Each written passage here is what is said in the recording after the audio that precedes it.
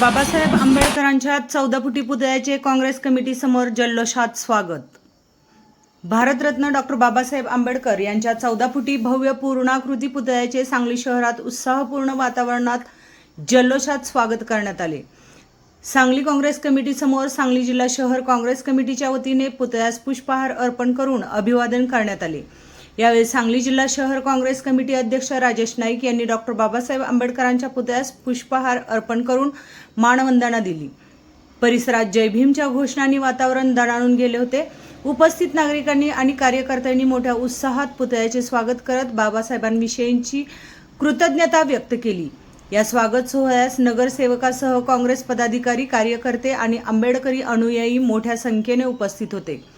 Doctor Babasaheb आंबेडकरांनी दिलेल्या समता, स्वातंत्र्य आणि बंधुतेच्या विचारांचा जागर करत हा सोहळा पार पडला. संपूर्ण परिसरात उत्सवी वातावरण निर्माण झाले होते. फटाक्यांची आतिषबाजी, घोषणाबाजी आणि जल्लोषात डॉक्टर बाबासाहेबांच्या पुतळ्यांचे स्वागत करून सांगलीकरांनी अभिमान व्यक्त केला.